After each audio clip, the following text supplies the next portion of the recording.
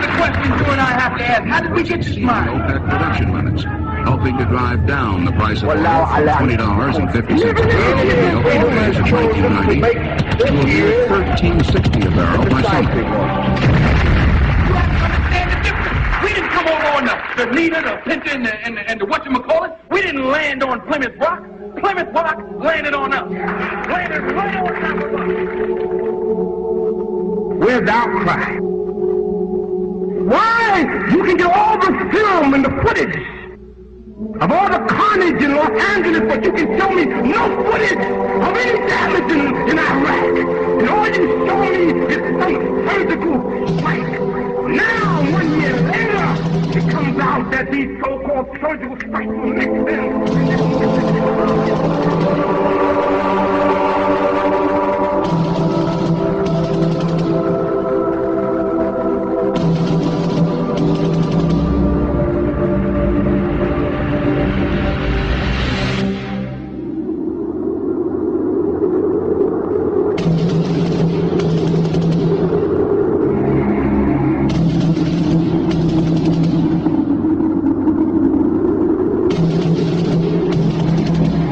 August 2nd, 1990, Saddam Hussein's forces crashed through the defenses of oil-rich Kuwait. In fear of an Iraqi invasion into Saudi Arabia, the United States and her coalition allies poured into the Arabian Peninsula to form a deterrent that would be known as Desert Shield. The result was a series of diplomatic talks, negotiations and counter-negotiations that rapidly declined into a no-hope situation. On August the 17th, 1991, Desert Shield became Desert Storm.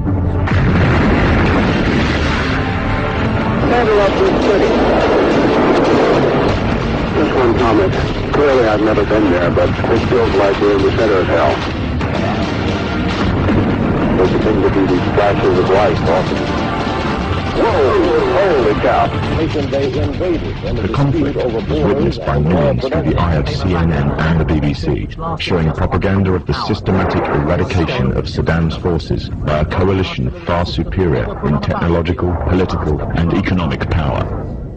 However, what was little known was that from the outset the war was engineered, controlled, and manipulated by an elite group. A group which had created the illusion of a man with power, at the head of a million-strong army, on the verge of going nuclear. A man who had gained control over 1/5 of the world's oil overnight. However, in reality, he was merely a pawn, in amongst many pawns. Just a puppet in a grand master plan, with the Gulf War as a well-orchestrated stepping stone. The orchestrators of the war were by no means strangers to controlling major world events. In fact, they have done so for centuries. From the shadows, they have engineered every major war, revolution, and recession.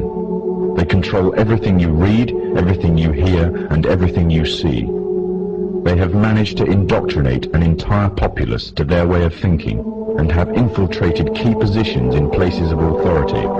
And it is from the shadows that they have created a new political order, a new economic order, and more sinister, a new religious order.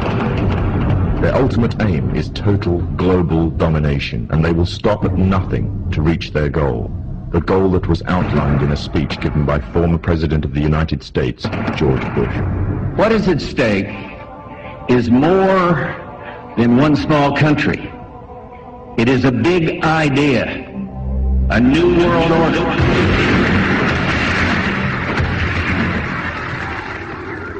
However, the origins of this global plan were not created in the offices of the White House. In reality, their roots lay in another war. This time, the year is 1095, and the place, Clermont, France. 11th century Europe was ruled by the Church, which held a firm grip on the hearts and minds of the people. This power enabled Pope Urban II to wage war on the Muslim Caliphate and crusade in what he called a War of the Cross, to recapture the land of Jerusalem. It had been under Muslim rule since the year 637, but in 1099 this rule was brought to a bloody and sudden end. In the name of the cross, women were raped and murdered, children were put to the sword, and it is said that blood ran in the streets knee-high to the horses. Out of this land of bloodshed and terror, a group of men arose. Men that would stop at nothing to get what they wanted, no matter what the cost. 20 years after Jerusalem was taken, the Dome of the Rock was seized by a group of warrior monks calling themselves the Knights of the Temple of Solomon, or more simply, the Knights Templars. In Jerusalem, the Templars began to deviate further and further away from the practices of Christianity. They learned the secret arts of the Kabbalah, an ancient form of Jewish magic, along with its dark rites and rituals. The Jews had learned the arts from the pagans of ancient Egypt during the times of enslavement to the Pharaoh, and developed them into Babylon at the time of Nebuchadnezzar. In 1307, King Philippe of France arrested them for charges of denial of Christ, homosexuality, and idol worship, as well as magic. In 1314, Pope Clement V declared all Templars as heretics to Christianity, ordering all their properties to be seized. Their leader, Jacques de Molay, was captured and burnt to the stake. The Templars were cornered, and just when it seemed they were finished forever, a glimmer of hope arose from a seemingly certain end. They were to find a safe haven as well as an ally. But not in France. In fact, in a country in a desperate struggle for independence against the English. The country of Scotland.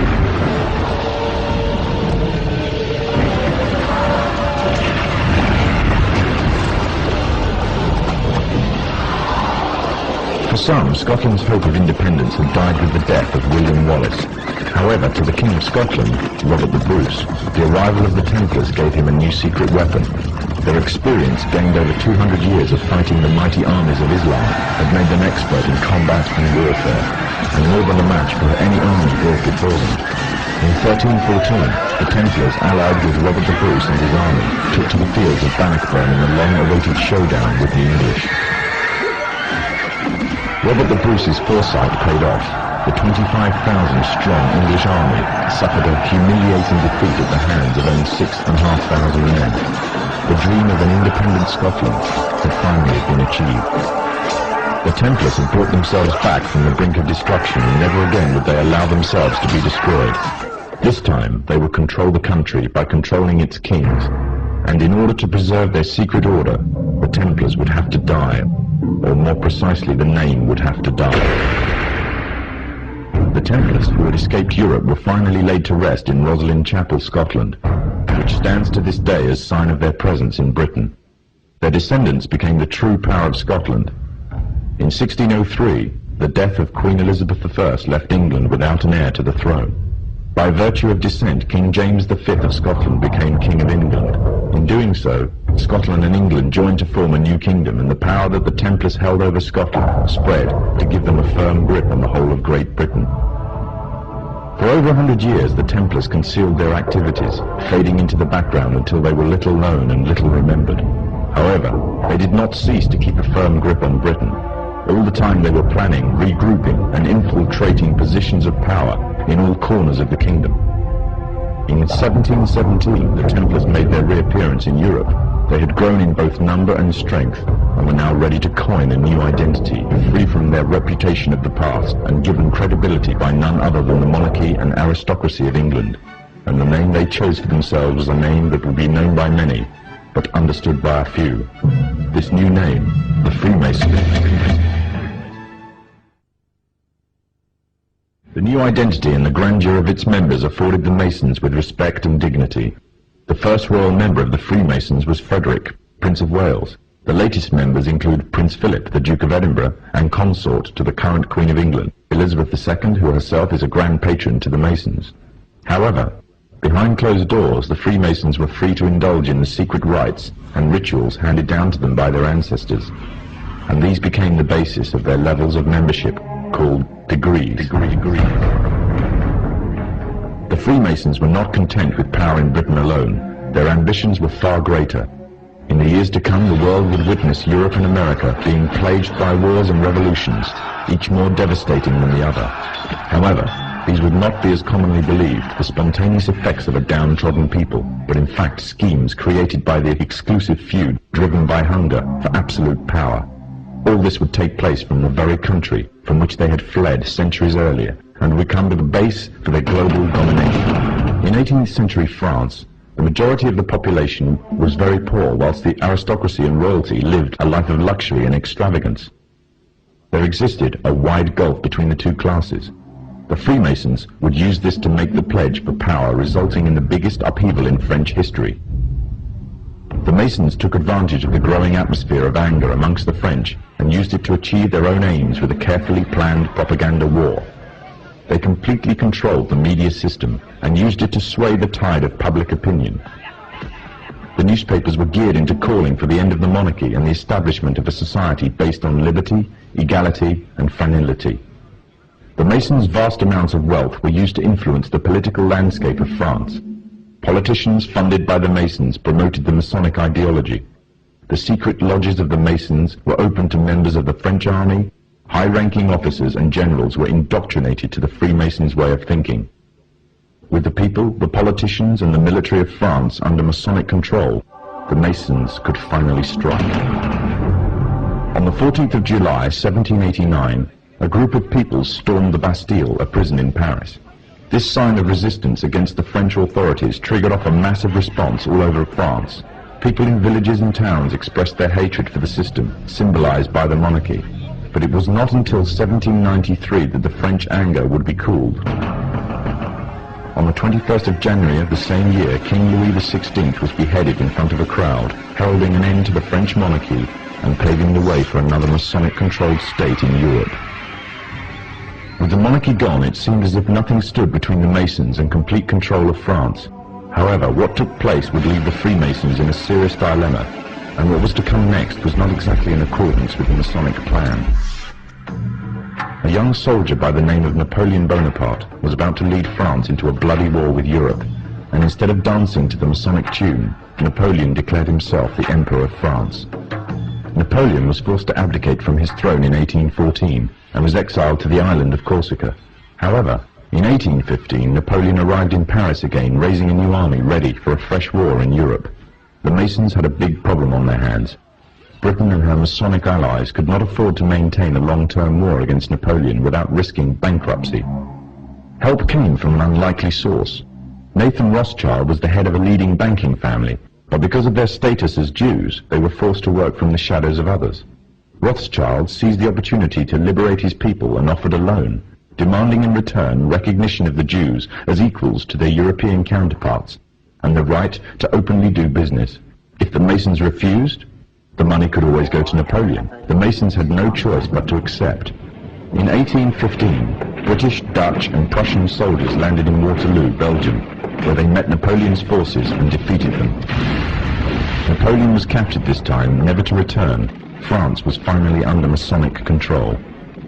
Although historians make little mention of the Masonic involvement in the revolution, the Masons themselves have to reveal their shadowy movements during this important period in history. In 1904, Marquis de Rochambeau, a Freemason, said before a packed audience, "Freemasonry has worked in a hidden but constant manner to prepare the revolution. We are then in complete agreement that Freemasonry was the only author of the revolution, and the applause which I received from the left, and to which I am little accustomed, proves, gentlemen, that you acknowledge with me that it was Masonry which made the French Revolution."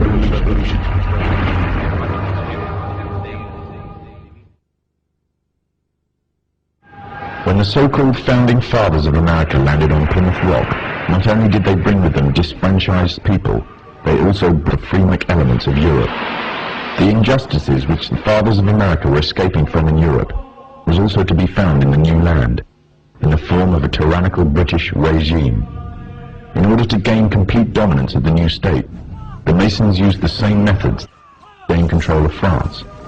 Although the British monarchy was run by the Masons, the American War of Independence was a necessary action, and the people involved in the war were expendable for the Masons to fulfill their dream. The emotions of the people were manipulated into anger, and just like France, anger turned into war.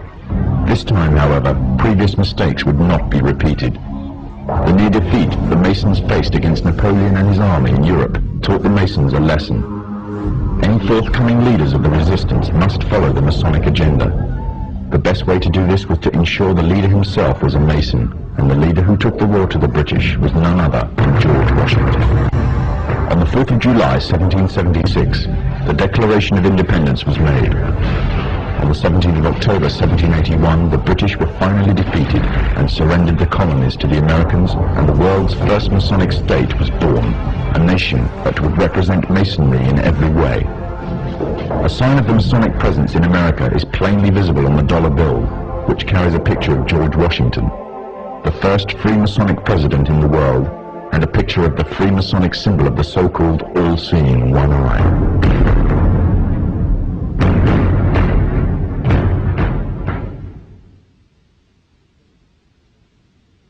Historically, the control and manipulation of political opinion has been the Freemasons' main weapon in gaining control of countries and states. Once in control of the rulers and politicians of a country, laws and political structures could be changed in accordance with their agenda. However, since restricting the body does not necessarily mean restricting the mind, the Freemason recognizes that their plan for a global government hinges completely on subduing the masses to their agenda, and thus eliminating opposition to their cause. And the greatest threat to their plan, posing more danger than any army or law, is the threat of a free-thinking mind. In order to eliminate this threat and to achieve their objective, the Masons have set about the boldest plan ever devised: the complete control of every aspect of human life, your life. And the weapons they are using against you are in your very homes, entertaining you and your children, and gradually indoctrinating you without you even realizing. In today's society, people are spending more and more time engaged with modern media, television, cinema, computer games, the internet. Popular fiction and popular music are an integral part of our lives. Yet these provide a vast expanse on information, which you are taking either consciously or subconsciously into your mind. Information on society ranging from ideals and morals, and the difference between right and wrong, to the way societies and economies should be structured, is passed before you every single day. These media play a significant role in providing the basis for determining an individual's view of the world and everything that exists. Thus, any one group in complete control of this information placed on these media will in effect have the power to indoctrinate practically the entire populace of the world to their way of thinking. And it is this fact that the Freemasons are exploiting. The Masons are using the entertainment industry in particular to condition people to their way of thinking, either openly or subliminally. The methods they use vary, but the goal is the same: to impose their beliefs, their ideology and their objectives on you in such a way that you begin to think of them as your own. Evidence of their presence within popular entertainment is widespread. Masonic involvement in the industry is not a new thing. Hailed as one of history's great composers, Wolfgang Amadeus Mozart, a Freemason himself, composed a symphony, which was an open display of Freemasonry. The symphony is based on a story taken from ancient Egyptian mythology of Isis and Osiris. The pagan rites of ancient Egyptian mythology form, through the Kabbalah, one of the fundamental aspects of Freemasonry. It is from these same pagan origins of Egypt that the symbol of the one eye stems. The entire entertainment world is rife with evidence of the Freemasons' presence. Openly or subliminally, their agenda and beliefs and ideals are propagated. From big-budget Hollywood films to simple cartoons, the Masons have not left anything to chance in promoting their message of a global government. Matt Groening, the creator of one of the most popular cartoon series in television history, The Simpsons, is a self-confessed anarchist. Matt Groening himself has openly declared that he wanted to get his own political ideas across within his work. But he wanted to do this in such a way that people would find it easy to accept his ideas, and the means he chose to this was a clever little cartoon called The Simpsons. So what exactly is The Simpsons teaching us and our children? There are many lessons being programmed into us.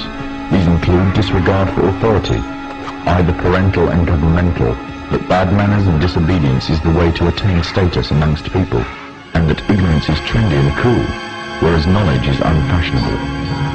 However, what is especially worrying is the Masonic undertones of one episode in particular. The episode in which the father figure of the family, Homer Simpson, becomes obsessed with a group called the Stonecutters, or should it be called the Freemasons? Upon joining the group, his fellow members find a birthmark on him, a mark that makes the rest of the group declare him to be the chosen one. The chosen one, whom the sacred parchment prophesied would lead us to glory. But with his newfound honor and dignity, he, Homer Simpson, fools himself into thinking that he is God. I always wondered if there was a God. And now I know there is. And it's me. Some may dismiss it as nothing more than a children's cartoon, a bit of harmless fun. But the influence it has on audience makes it a very effective means of propaganda, indoctrinating a people without them even realizing. Its very creators admit that they are propagating their political ideas to the audience in a covert manner. Ideas spread through the domestic television can reach a far wider audience than movies and cinema. And it is through this media that a new concept is being introduced. The concept of one global leader. Famous for his novel The Jungle Book, Rudyard Kipling, another Freemason, wrote a book called The Man Who Would One Day Be King. This was later made into a big-budget Hollywood film, starring the likes of Sean Connery, Michael Caine, and Saeed Jafari. The book is the story of two soldiers that journey to a country on the edge of India, a country that was once rumored to contain great riches, that once belonged to Alexander the Great. Upon reaching the country, the two soldiers are captured by the local inhabitants, a people called Kafirs, named after their country, Kafiristan. When the two men are about to be killed, a necklace is discovered around the neck of one of the soldiers. Engraved on it is the symbol of the Masonic one eye. The Kafirs revere him as their god and attribute to him the divine attribute of immortality. The man himself first regards himself as a king, and then in his newfound power begins to regard himself really as being a god. From the Muslim perspective, if not that of others, the similitudes that can be drawn from this story are very interesting. The Muslim scriptures, called Hadith, contain many prophecies of the Prophet Muhammad. In these, it is prophesied that a man would arise from amidst the Kafirs, which means infidels in Islam, who would be recognized by his one eye and would be made a world leader, claiming first to be a king and then later to being God, and that he will seem immortal until an appointed time. In another film, the concept of a global leader and global government is also strongly propagated. In 1996, the film Independence Day broke all box office records, becoming the 7th highest ranking film of all time. It entranced audiences around the world with a fictional story of an alien invasion on Earth. However, deep within the film's subliminal messages can be found, indicating the Freemasonic presence and the Freemasonic agenda. In the film, there is a military base known as Area 51. It is from here that the military offensive is launched, on which the salvation of the whole world and the future of its inhabitants depends. The entrance to this installation is a pyramid, on which is engraved the symbol of the one eye. The film shows the USA as the forerunner in establishing a global offensive, involving all the nations of the world, an offensive which is devised, controlled, and commanded by one man, one overall leader. The film is part of an upsurge in an upsurge of films and television serials on the topics of aliens, UFOs, and invasions threatening the whole of mankind. These are gradually fueling the growing interest and public unrest on the issue. This is just one of the many ways in which the Freemasons are paving the way for their global government. The Freemasons are using a number of approaches to drive fear into the hearts of the masses. I occasionally think how quickly our differences worldwide would vanish if we were facing an alien threat from outside this world. And yet, I ask you, is not an alien force already among us?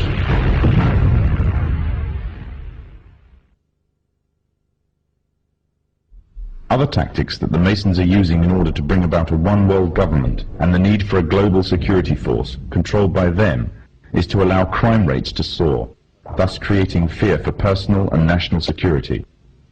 The drugs industry, according to official estimates, is in terms of monetary value one of the largest industries in the world. The countries of the world are currently involved in trying to solve this problem on a national and international scale. The United States, for example, has a huge and growing drugs problem, the direct result of which has been soaring crime rates, which continue to increase at an alarming rate. Backed by the growing levels of public demand for tougher action, the government has justification to use heavy-handed, overt and covert operations to combat the drugs problem and satisfy public opinion. However, certain disturbing facts about the American drugs war throw a shadow of doubt upon its credibility and the motives of the government. It is commonly believed that during the 1960s, J. Edgar Hoover, the then chairman of the FBI, allowed the drugs trade to flourish within the African American community in an attempt to undermine the black community's uprising within American society.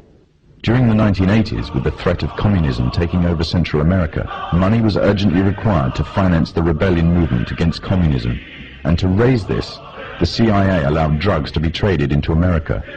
Revelations by the American Senator, Jack Bloom, who was part of an investigatory committee into the matter, confirms this. The pathetic justification given by the FBI for using drugs to subdue the African American community in the 1960s was that the black uprising was in actual fact a communist attempt to undermine America's involvement in Vietnam. During the Contra Wars in the 1980s, the scapegoats used to justify the flow of drugs into America were once again the communists. However, today the threat of communism no longer exists, yet the drugs trade is still flourishing in America, and the trade in international drugs trafficking is soaring, raising the question as to why. In the course of the Contra War, the United States, as a matter of policy, abandoned drug law enforcement, looked the other way at the kinds of conditions we were creating that enhanced the ability of traffickers to move dope into the United States, and in effect allowed a drug trade to flourish, all to support the Contra movement and to support the war. Historically, the Freemasons have used or created problems within society to turn and manipulate events in accordance with their agenda.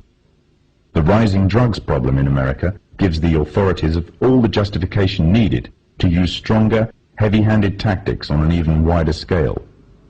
Already major transatlantic operations, as well as American and Latin American operations, have been undertaken to combat the drugs epidemic. It will not be long before there is significant backing for a strong global offensive.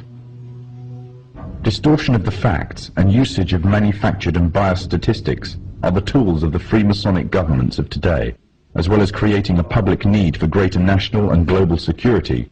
Rising rates of crime, drug abuse, and the increasing threat of terrorism act to serve the purpose of promoting greater control of the masses. Control of the masses means the complete control of every aspect of human life. Your life. Shocking acts of terrorism, soaring crime rates, and increasing incidences of violence are propounded by film, media, and government reports alike, create strong public sympathy and support for harsh tactics and surveillance techniques, until individuals are monitored to a level more befitting a totalitarian state. Public opinion will once again be manipulated to give the Masons justification for their actions and make their goals easier. The means of monitoring the masses and storing all personal information on individuals in society on a massive mega database are already underway. Rapid movements are taking place towards storing personal information on individuals on plastic, such as banking details, driving license information, and national insurance details. Currently, these details are stored on separate cards, but plans are well underway to merge all the information onto one identity card. The consequence would be complete monitoring of all purchases and transactions and personal details of an individual at the touch of a button. In 1992, the Vice-Chancellor of the British Supreme Court, Nicholas Brown Wilkinson, told the High Court that if the information obtained by the police, the Inland Revenue, the social services, the health service and other agencies were to be gathered together in one file, the freedom of the individual would be greatly at risk. The Freemasons, through the governments controlled by them, already have access to a vast array of information about you. They can already find out who you talk to on the phone, where you work, where you shop, what you eat, what you wear, how much you are worth, what you earn, and the list goes on and on. One identity card would allow even closer monitoring, and enable a complete psychological profile to be compiled on every individual in society. Information which would make it very easy to predict, control, and manipulate actions. However, there is a gap that the Masons need to fill in. By using hard currency, an individual can evade detection and vital information is lost since hard currency transactions are untraceable. As a result, moves are being made to replace hard currency with a system that relies totally on electronic funds transfer. In other words, a system that relies totally on cards.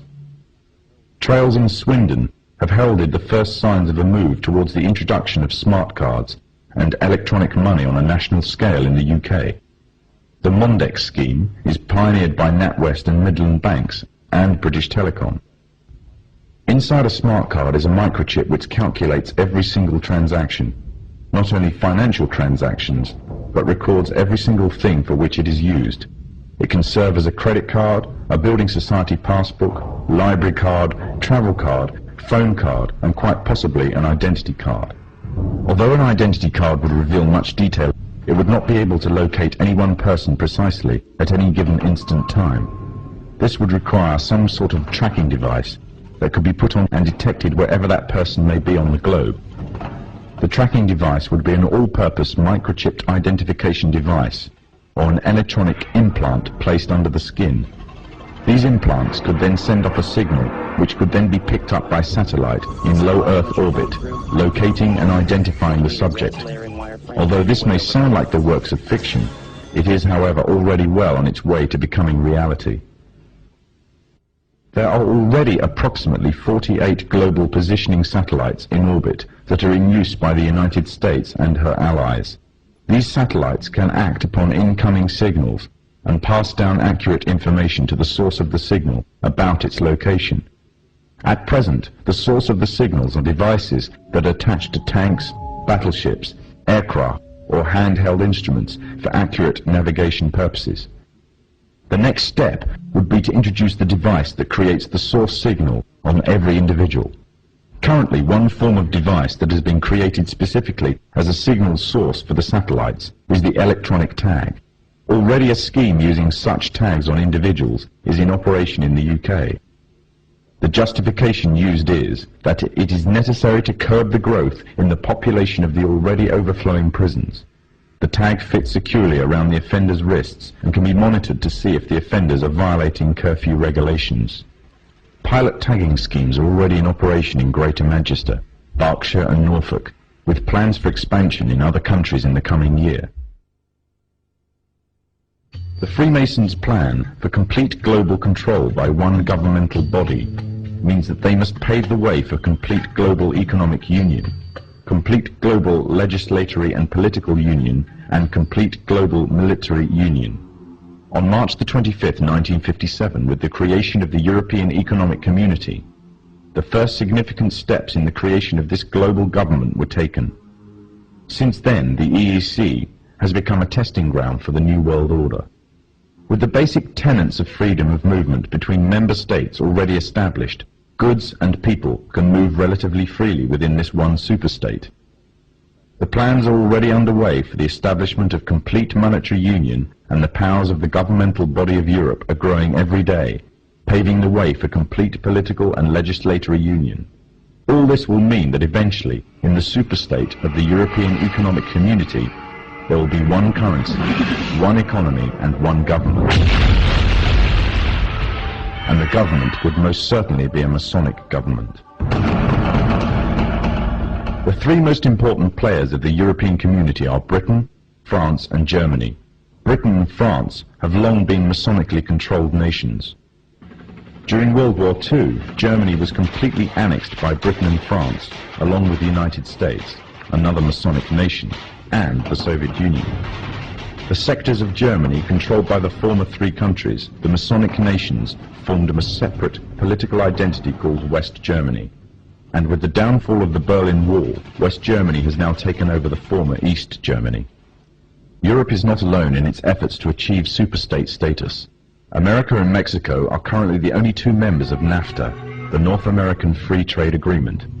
However, the nations of the South are increasingly being pursued to join. With Masonic superstates in both Europe and America firmly established, global union would be a logical and easy progression. However, there is another problem that the Masons need to contend with if they are to be the masters of this global union. By the 1970s, it was becoming increasingly clear that the population of Europe and white America was rapidly declining. Unless something was done, the expanding size of the population of third world nations would pose a serious threat to national security of Masonically controlled countries. Western consumer power and productivity would reduce, and as a result, they would be completely dependent on that of the third world population. Somehow, the gap between Western population and third world population had to be a bridge to restore Western supremacy, or more precisely, Masonic supremacy, at a global scale. In the 1970s, President Jimmy Carter commissioned the Global 2000 report. The findings of the report blamed virtually all of the world problems on the population growth of non-white people. The report went on as far as recommending the elimination of at least 2 billion people in third world nations off the face of the earth by the year 2000 in order to restore Western supremacy. Interestingly enough, also in the 70s, the AIDS epidemic broke out, claiming huge amounts of life in third world nations, as well as amongst the growing black and Hispanic population of America. It was said that the virus originated from green monkeys in Africa and was later passed on to the local population through either acts of bestiality or through consuming them as food. From there on, AIDS spread like wildfire across the African continent and later on to the rest of the world, claiming millions of lives. However, the story was just a smokescreen. On June 2nd, 1988, the Los Angeles Times published an article refuting the idea that the human AIDS virus originated from green monkeys. It uncovered evidence that the DNA composition of AIDS was totally inconsistent with that of green monkeys. In fact, it could be proven that the AIDS virus could not be found anywhere in nature and could only have ever survived in the human biological system. If the virus did not exist anywhere in nature, the question is raised as to where exactly the virus all of a sudden stemmed from. On July the 4th, 1984, the New Delhi newspaper in India called The Patriot published an article making the first detailed charges of AIDS as being a counter-biological warfare agent. An anonymous American anthropologist was quoted claiming that AIDS was genetically engineered at the U.S. Army's Biological Warfare Laboratory at Fort Detrick near Frederick, Maryland. Then on October the 30th, 1985, the Soviet journal Literaturnaya Gazeta repeated the charges made by the Indian newspaper, making it an international controversy. All this, however, was easily passed off as a communist rhetoric by the Masonic West. However, on October the 26th, 1986, the Sunday Express became the first Western newspaper to run a front-page story confirming the findings of the Indian and Soviet newspapers entitled AIDS Made in Lab Shock. The outbreak of AIDS has been linked to vaccine programs around the world. The internationally respected London Times newspaper published an article at the front-page story on May the 11th, 1987 entitled Smallpox Vaccine Triggered AIDS. The article establishes a direct correlation between the smallpox vaccine administered by the World Health Organization to an estimated 50 to 70 million people in different Central African countries and the subsequent outbreaks of AIDS in those regions. The World Health Organization is the medical wing of the United Nations.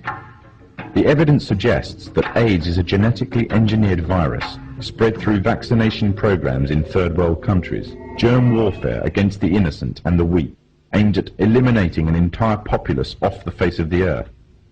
AIDS is nothing other than the modern-day final solution, and all of this for the purpose of installing an economic policy that would give complete global domination to the Masonic West. However, for the Freemasons' economic domination on its own is not enough.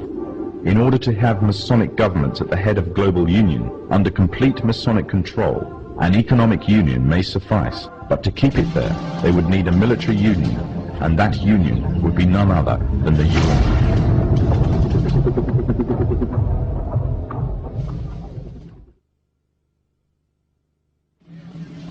The United Nations is a general assembly of the majority of the nations of the world.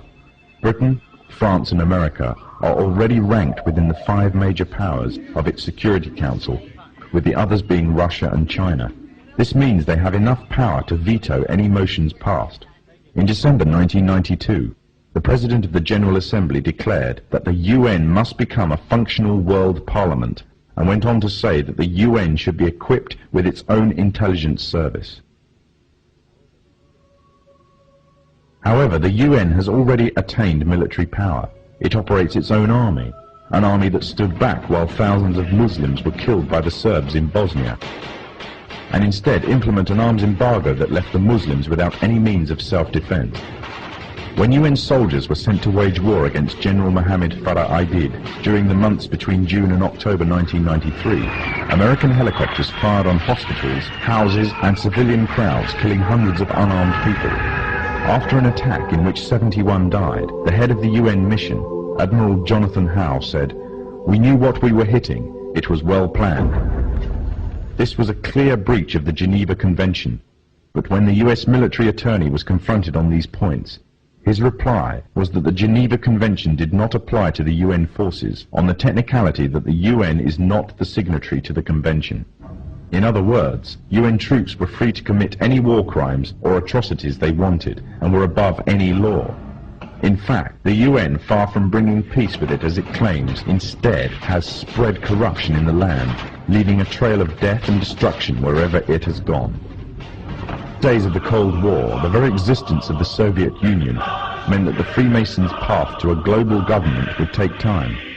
Now that communism has been destroyed, it seems that the Freemasons can at last use the UN to achieve their goals of a global government, therefore having the entire world at their grasp with none to stand in their way, or so they thought.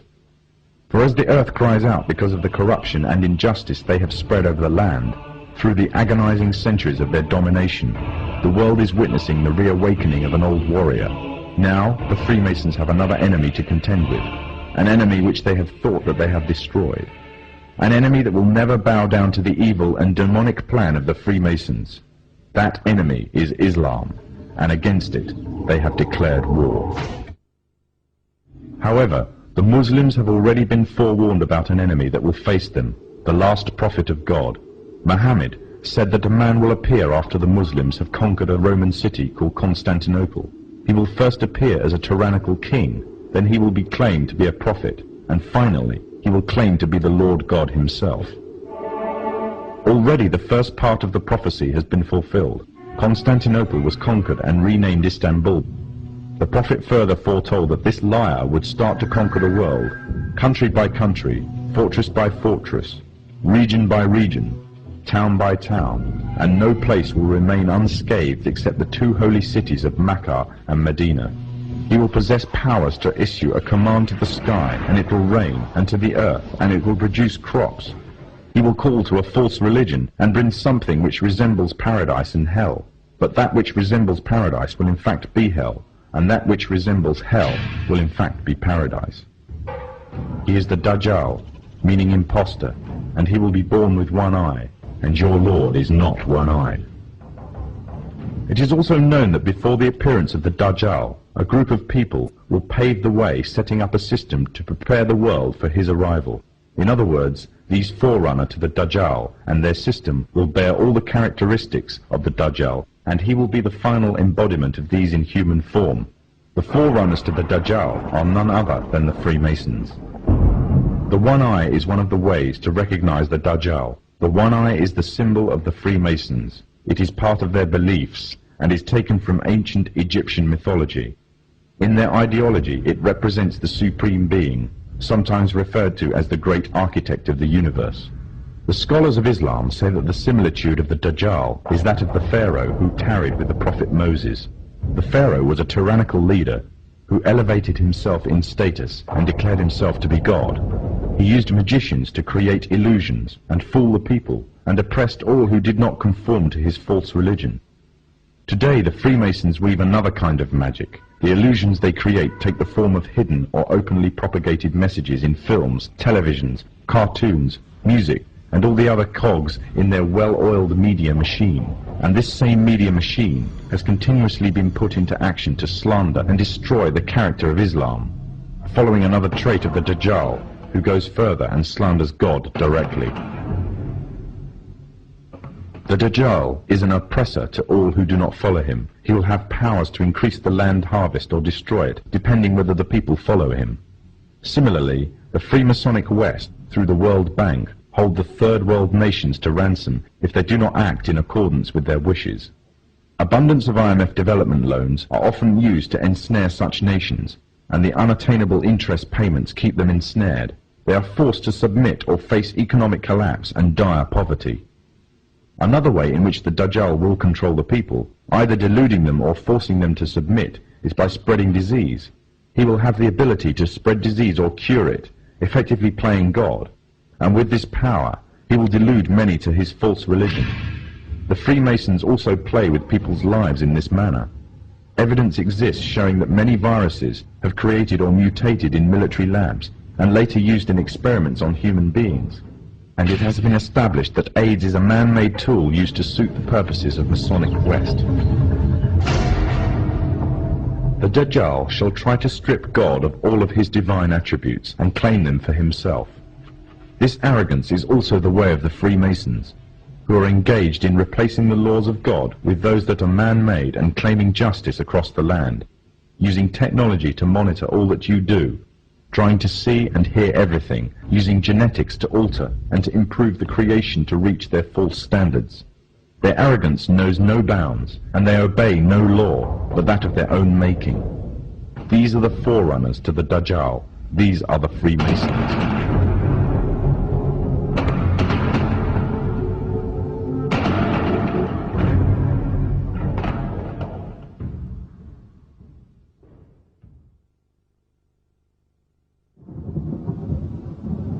Prophet Muhammad said that a time would come when the whole world would gather around to plan the destruction of the Muslims, as if they were gathered around a table to take part in a meal. Today the nations of the world are doing just that, around the circular tables of the United Nations General Assembly Hall. He also said that the time of the Dajjal will be years of confusion. People will believe a liar and disbelieve one who is trustworthy, and those who rebel against God will have a say in general affair. Today, during the time preceding the Dajjal, there is also a time of confusion. The system set up by the forerunners to the Dajjal have ensnared many Muslims away from truth, using lures such as wealth and materialism and fulfillment of earthly desires. A miserable trade indeed. These times of tribulation are like a giant sieve, sorting out the true believers from the apostates and hypocrites. Many have adopted the lifestyle and philosophy of the Dajjal system, retaining perhaps only their Muslim names or clothing, wearing them like a badge to their identity, and in every other way embracing wholeheartedly the system that is being used to eradicate Islam.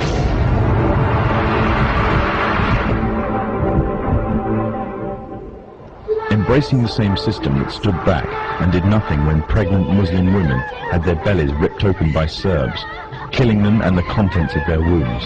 The same system that stands still whilst women and small girls are being raped in Kashmir.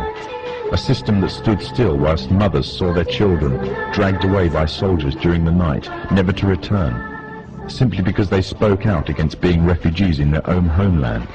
And the same system that said nothing to the tyrant, that gassed women and children simply because he danced the Masonic tune.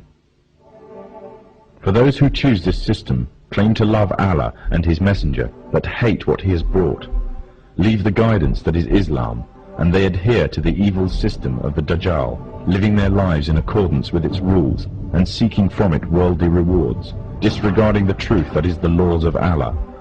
They are those who invite upon themselves the wrath of Allah. They came down to the side of the road by the thousands. And they had Kuwaiti flags, and some had American flags. The forerunners to the Dajjal have set up this system to destroy Islam, either directly, through military and economic coercion, or indirectly, using ideological warfare. They have divided and conquered, instilling diseases such as nationalism and racism into the heart of the Ummah. Their biggest fear is Muslim unity and revival of the message brought by the last prophet to mankind, and everything they do is geared to prevent this. They have manipulated Muslims, setting up and promoting divides. They have installed their own universal language, compelling all to learn or be shut out, and reducing Arabic to secondary and inferior language in society. And what they have used most to keep the Muslims at bay is oil.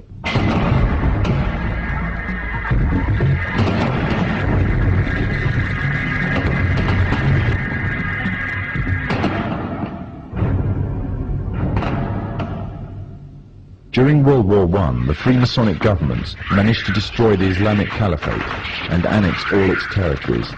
The part now called Iraq was put to British mandate, and current borders were defined by them and through the Iran-Iraq War. After its independence, the USA took over interest in Iraq. In fear of a purist Islamic uprising, the CIA aided the Ba'ath Party's rise to power, making Saddam Hussein the leader of Iraq and an ally to the Masonic states. When Kuwait later started raising its oil prices, it was destroying the war-torn economy of Iraq. Threats were made but ignored. The situation worsened until finally Iraqi troops were mobilized to the border. The Freemasonic media, the American media in particular, portrayed this as a shock and outrage. However, it is reported that the US ambassador to Kuwait had prior knowledge of the invasion and Iraq's intentions, as did the CIA. After the Gulf War, Saddam is still alive, and Kuwait has been liberated. It remains to be asked exactly what purpose the Gulf War served to its Freemasonic orchestrators. The Masonic West has long realized that the control of oil is vital to their economies. One of the main reasons is their reliance on cars and road transport. However, although technology exists to mass-produce fully operational electric cars, all attempts to do so have been vetoed. This is because oil is crucial to maintaining their world order. Without the wealth from oil, Muslim economies would fall. And without the puppet governments and leaders, such as Saddam Hussein, the Freemasonic West could not control the Muslim nations. Without the division of wealth and false leadership of these nations, nothing would prevent the purist Islamic movements from coming to power. Poverty creates unity, and Muslim unity is the greatest fear of the forerunners to the Dajjal. The Gulf Wars served many purposes: to promote Western unity, to create divides amongst the Muslim nations, to act as a testing ground for an entire arsenal of military weapons and cocktails of chemicals and drugs. But most of all, it served to ensure a strong military presence in the Middle East. The Dajjal has placed a strong hold in the very heart of Islam itself and laid a firm grip on the Muslim holy lands. But although they plan, Allah also plans, and Allah is the best of planners. The final victory will be with the Muslims.